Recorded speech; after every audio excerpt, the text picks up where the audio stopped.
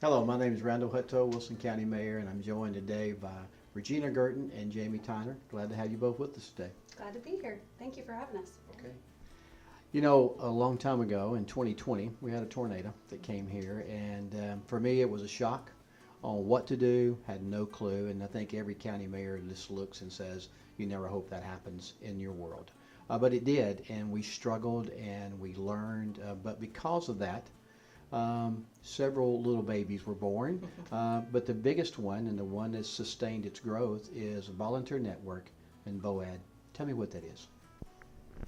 Yes, so Volunteer Network was birthed out of, as you said, the tornado in 2020. Volunteer Network serves as a volunteer management hub for Wilson County. So outside of a time of disaster, organizations can partner with us and post their volunteer opportunities on there. We have over 50 now that partner with us on that platform in varying ways, and greater Wilson County community can create a free profile to sign up for those volunteer opportunities. And then in times of disaster, we partner with Wilson Emergency Management Agency, and once it is safe to do so, we provide volunteer management and organize volunteers to go out and assist. The umbrella over that is what's called VOAD, an acronym for Volunteer Organizations Active in Disaster, which is a collaborative network of community groups who say, in a time of disaster, we might be providing certain resources for residents in need. And so that group has been on deck anytime there's been a potential of an incident. Over the last year, we're connected with Tennessee State VOAD and Tennessee Emergency Management Agency as well, so that resources that come from the state level get filtered on down to us here at the local level when we need them. You know, when you think about what you created here and the people watching the video, well, there are two groups of people I think that are out there. One is one that really don't know they need us until the storm happens and they need you. And you've made that accessible and easy for them to get to because you sent me the other day a little text message that I can forward to anybody that calls me. But you can tell us about, that's that portal that people can go to. And then the other group of people is the people that always want to help and do something for somebody, because we have those people that call here too. So you have really provided a conduit of getting people help and also getting people that want to help to the people that need to be helped. So I thank you for doing that piece for us as well. I know that's what you stand for. Cry came out not too long ago, 72 hours maybe or later. Hey, what are you doing in your county about providing a safe place for people, a storm shelter for one, but after the storm happens, somewhere for people to go? And I know you enacted one this year, maybe had 75 people. Tell us about that. Jamie, would you like to share a little bit more about the safe shelters? Sure, I'd love to.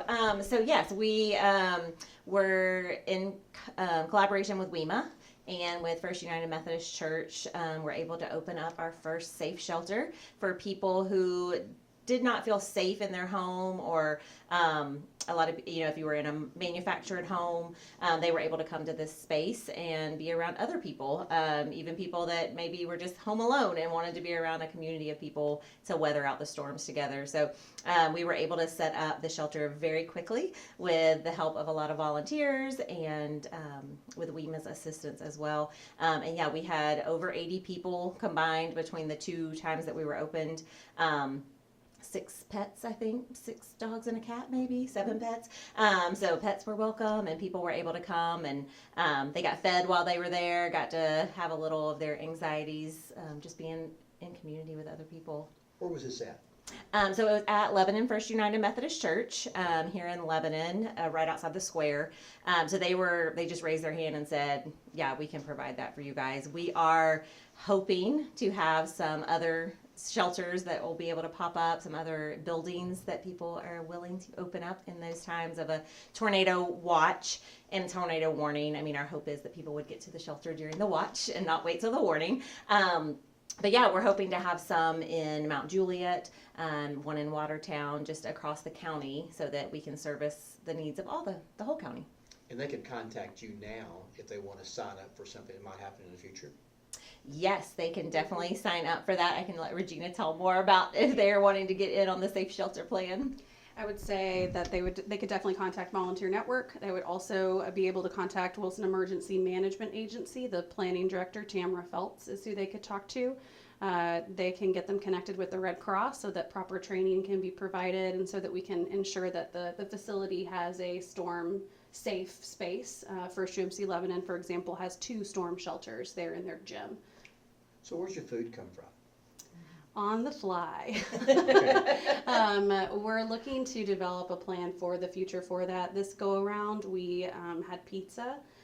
Thank you to Ten Lakes Brewery and Panturos and Papa John's, all in Lebanon, who assisted with that. Moving forward, we'd love to be able to establish a list of a handful of restaurants that might be willing to say, when that tornado watch goes into effect, like, yes, we'd be willing to go ahead and send over some food for you. What we don't want is we don't want tons of people on the roads during those periods of time because we're wanting to get people to safe places. Okay. So let me add to this. Storm happens, you take care of them, you put them up, but then comes cleanup time. So how do I get things cleaned up? How do you help me organize that? I'll let Jamie share more about where individuals affected by the most recent storms can get assistance, but one thing that I would say that's great to note is once that tornado warning's lifted, most of those folks that were in the shelter, they went on back home. And thankfully then in those particular neighborhoods, they themselves weren't affected. But if you were affected by the most recent storms this last week, we do have some resources that are available to you to reach out for help.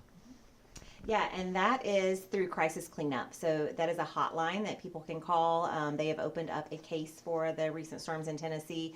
And so you can go to crisiscleanup.org, and there's a phone number listed there. You call, you give them a little bit of information about your situation.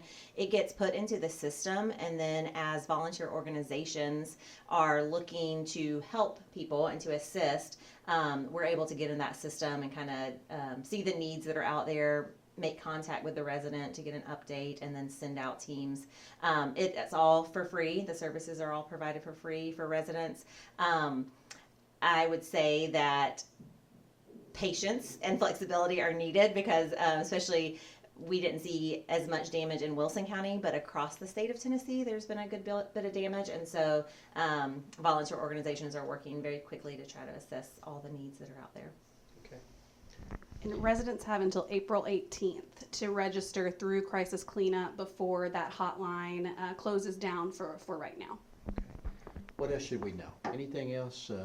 We appreciate what you do and what you've done, and I know our citizens, and definitely me, have an appreciation for knowing that we've got an outlet to go to in times of crisis. You have to organize all of this to make it to where it's beneficial. I mean, I think it's why it's a great place to live in the county. It's because everybody really wants to help. But if you can't organize the help, it's chaos. So you've made that happen, and then you give people hope that wake up to damage. Anything else we need to know? If you did sustain damage from the storms, I would encourage you, if you have not already done so, to please report that through Wilson Emergency Management Agency's website. That allows us to be able to report back to the state accurately to determine if we need a disaster declaration of any kind, which then would be resources, monetary and otherwise, that would be available to our community. Volunteer Network will be sending out volunteer groups of 2 or 3 to canvass, to hand out flyers to those affected addresses that WEMA has been able to identify. We'll also then be providing a small Google form for us to collect some additional data to begin to assess what long-term needs may or may not be. There are national disaster relief organizations that would be able to assist us with certain things, but we need to just kind of assess what those needs of the community members are, if those needs do exist. So I would say just be prepared to know that you may have some folks who will come knocking on your door and say, we're with Volunteer Network and VOAD, and they'll have forms that have our logo on it.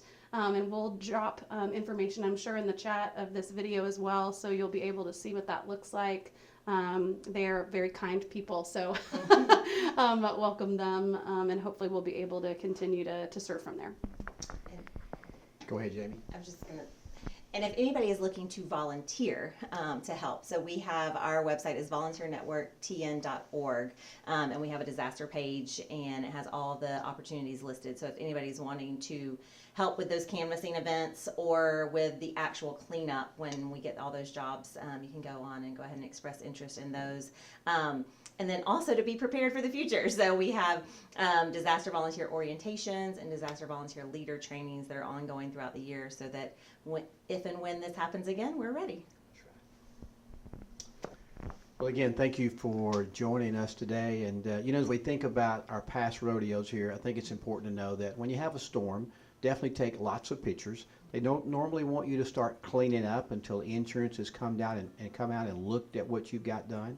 Homeowners insurance will cover what you've got. And then if we talk, as Jamie talked about, and Regina, that if we get a declaration of disaster here, then FEMA takes over. But what they do is they normally pay what you're not paid by your homeowner's insurance to make you whole. They won't make you new, but they will definitely make you whole. And so that's a substitute. So there's not much we can rely on them until we get the declaration, but when that happens, definitely if you have the information there, that will be good. But take a lot of pictures, don't clean up until insurance comes. And again, thank you for what you've done here.